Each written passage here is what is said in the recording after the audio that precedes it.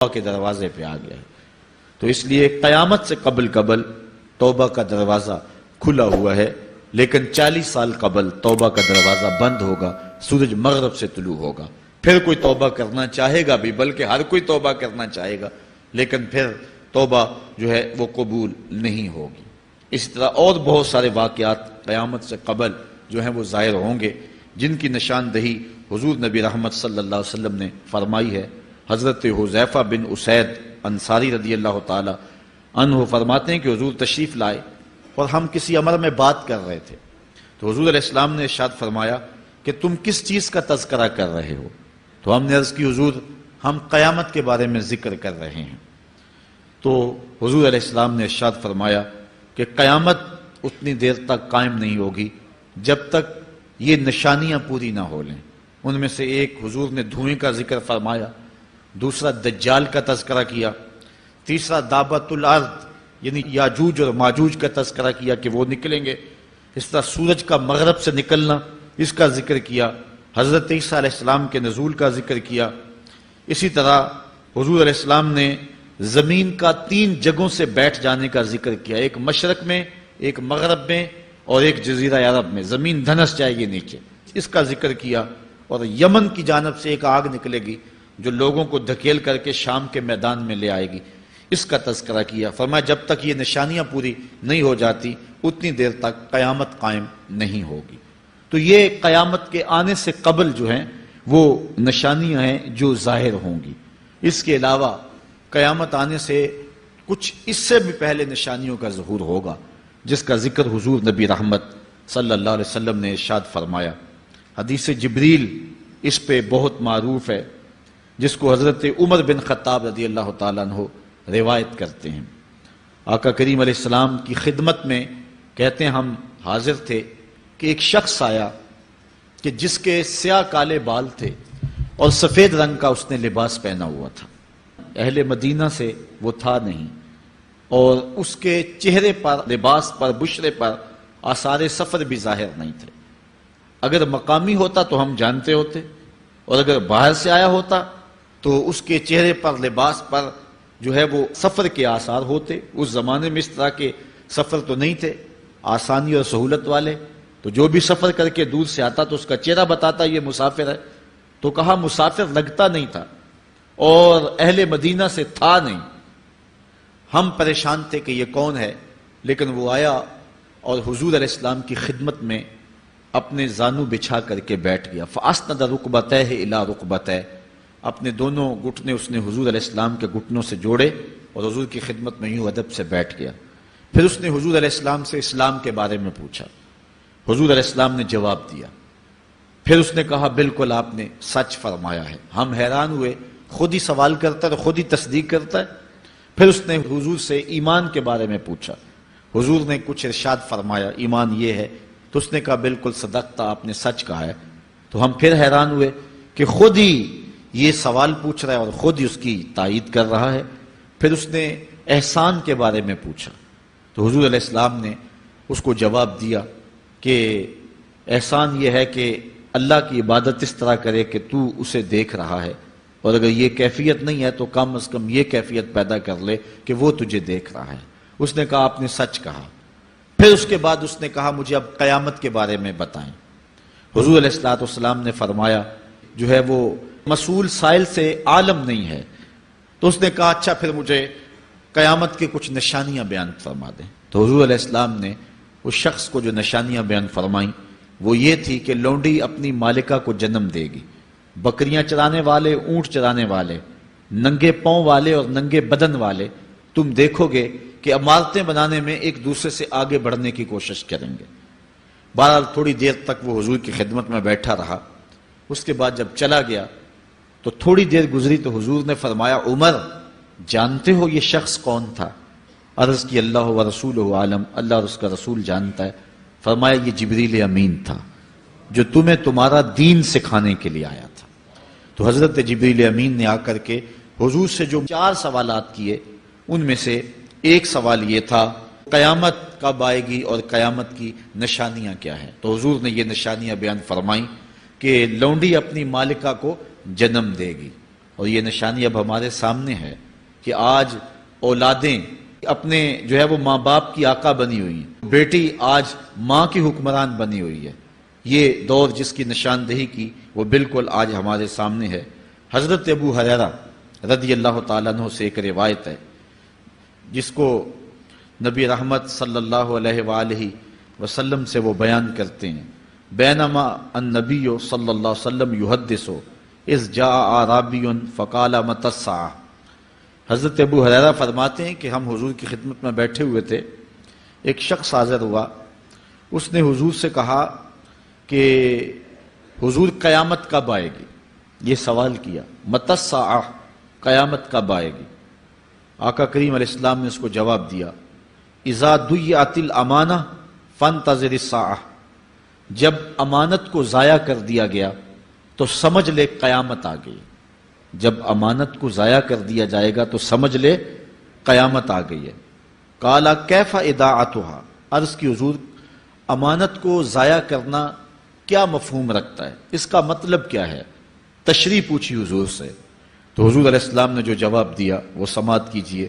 قال اذا وسد الامر الى غیر اہلہ فانتظر الساعہ، فرمایا جب معاملات نااہل لوگوں کے سپرد کر دیے جائیں تو سمجھ لے کہ قیامت آ گئی۔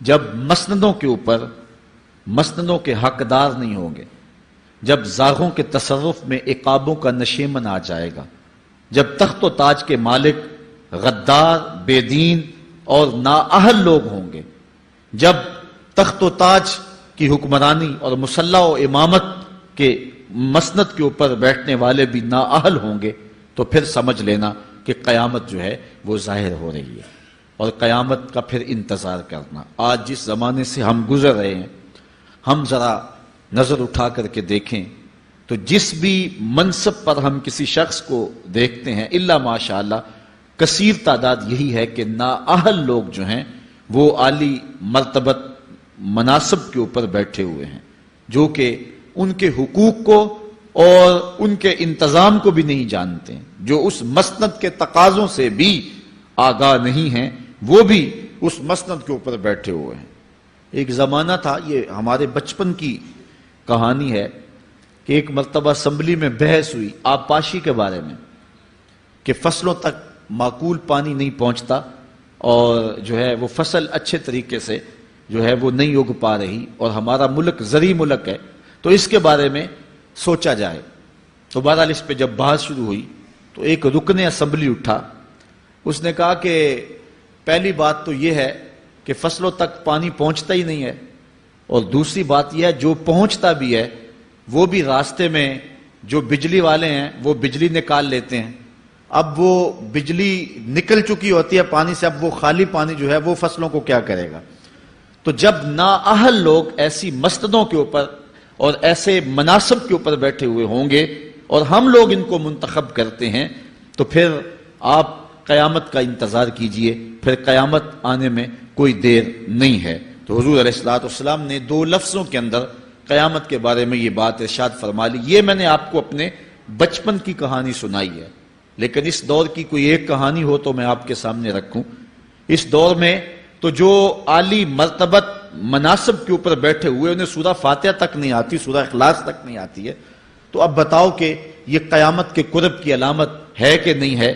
آپ دیکھیں جس تخت پہ بھی، جس تاج پہ بھی، اور جس مسند اور منصب پہ بھی جو موجود ہے، کیا وہ اس کا حق ادا کر سکتا ہے یا اس کی اہلیت رکھتا ہے؟ وہ کیا کسی شاعر نے کہا تھا کہ ہر شاخ پہ الو بیٹھا ہے، انجام گلستاں کیا ہوگا؟ اور رومی نے اپنے زمانے میں کہا تھا کہ سگ وزیرو گرگ میرو موشرا درباں شود، این ارکان سلطنت ملک را ویراں شود۔ یہ ایک دردناک کہانی ہے، لیکن قیامت کی نشانیوں کے حوالے سے آپ اس بات کو سمجھیں اور حضور علیہ السلام کے فرمان کی روشنی کے اندر ہم اپنے حالات کا جائزہ لیں۔ حضرت انس رضی اللہ تعالی عنہ سے ایک روایت ہے، کہتے ہیں سمعت رسول اللہ صلی اللہ علیہ وسلم یقول، میں نے حضور علیہ السلام کو فرماتے ہوئے سنا ہے۔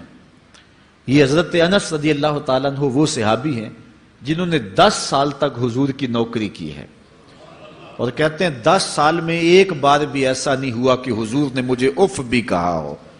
کہتے ہیں کبھی ایسا ہوتا کہ میرے ہاتھ سے کوئی برتن ٹوٹ جاتا، ازواج مطہرات جو ہیں وہ اس پہ ناراض ہونے لگتی تو حضور علیہ السلام روک دیتے، فرماتے اسے کچھ نہ کہو، اس برتن کی عمر ہی اتنی لکھی ہوئی تھی، یہ اتنے عرصے کے لیے ہی پیدا کیا گیا تھا۔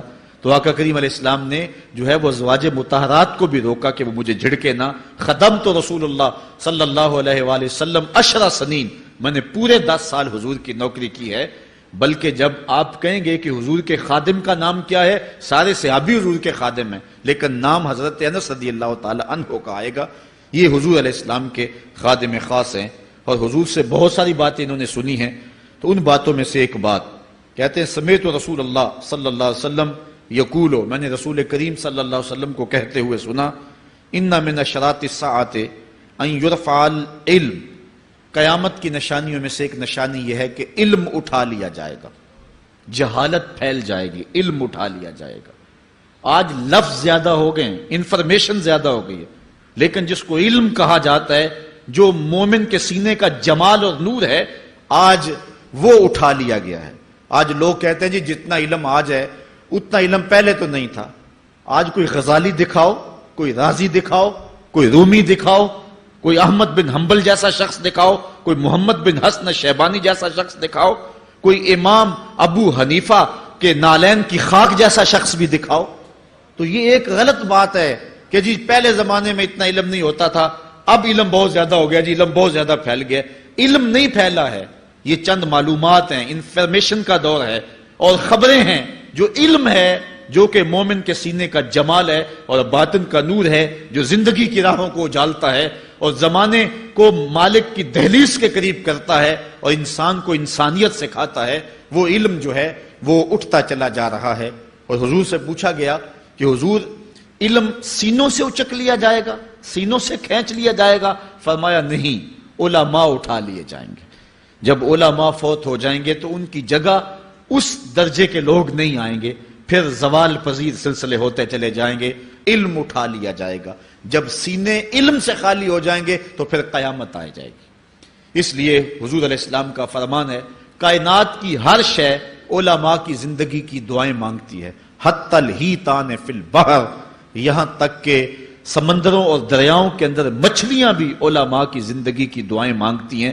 انہیں پتا ہے علماء ہیں تو کائنات معرض وجود میں آئی تو موجود رہے گی، اگر علماء نہیں ہوں گے تو کائنات جو ہے وہ بالکل قیامت کا شکار ہو جائے گی۔ تو پہلی چیز حضور نے ارشاد فرمایا، ان یرفع العلم، علم اٹھا لیا جائے گا، ویکثر الجہل، اور جہالت عام ہو جائے گی۔ علم کی جگہ جو ہے وہ جہالت عام ہو جائے گی۔ آج علماء نہیں رہے ہیں، آج ہم جو ہے وہ انحصار کرنے لگے ہیں چند ٹیلی ویژن چینلوں پہ، اور اس کا نتیجہ کیا ہے کہ مختلف چینلز کے اوپر بیٹھے بہت سارے لوگ گمراہی پھیلا رہے ہیں۔ یہ ایک الگ داستان ہے، ایک الگ کہانی ہے کہ کس طرح سے علم کا گلا گھونٹا جا رہا ہے اور کس طرح جو ہے وہ لوگوں کو گمراہ کیا جا رہا ہے۔ یہ جہالت کی کثرت ہے۔ اور تیسری بات جو حضور نے ارشاد فرمائی، وَيَكْسُرَ الزِّنَا، زنا عام ہو جائے گا۔ نظر کا زنا یہ تو اس زمانے کے اندر برا رہا ہی نہیں ہے، لوگ اس میں کوئی آر ہی نہیں سمجھتے۔ کسی کی بہن اور بیٹی کو دیکھنا اور اپنی آنکھوں کو شہوات سے بھرنا، یہ بندہ محسوس ہی نہیں کرتا ہے۔ حضور علیہ السلام نے ارشاد فرمایا، من زنا زنیا بہی ولو بہی تان دارہی، جس نے زنا کیا یہ عمل اس کے گھر بھی لوٹے گا، اگرچہ وہ اپنی دیواریں اونچی اونچی کیوں نہیں کر لیتا۔ اگر آج کوئی کسی کی بہن بیٹی پر اپنی نظروں کو غلیظ کرتا ہے تو وہ یہ کیسے کہہ سکتا ہے کہ میری بہن اور میری بیٹی کسی کی گندی نظروں کا شکار نہیں ہوگی؟ یہ مقافات عمل ہیں۔ گندم از گندم بروید جو ز جو، از مقافات عمل غافل مشو۔ اس لیے بدکاری پھیل جائے گی، نظر کی بدکاری اور ہر طرح کی بدکاری، اور یہ اتنا برا اور کبھی کام ہے کہ اللہ تعالیٰ جل شانہ نے قرآن مجید میں اسے کھلی بے حیائی قرار دیا ہے۔ آج میڈیا کے ذریعے، آج انٹرنیٹ کے ذریعے، اور یہ جو موبائل پیکج کی مصیبت نکلی ہے، اس سے معاشرے کا امن خراب ہو گیا اور معاشرے کے اندر حیا کا جوہر جو ہے وہ لوٹ لیا گیا ہے۔ اپنی نسلوں کی حفاظت کریں، ان کے ہاتھوں سے جو ہے وہ ناول چھینیں اور ان کے ہاتھوں سے جو ہے وہ اس طرح کی مخرب اخلاق سیڈیز چھین لیں اور ان کے ہاتھوں میں اللہ کا قرآن دیں اور رسول کریم علیہ السلام کی احادیث تھام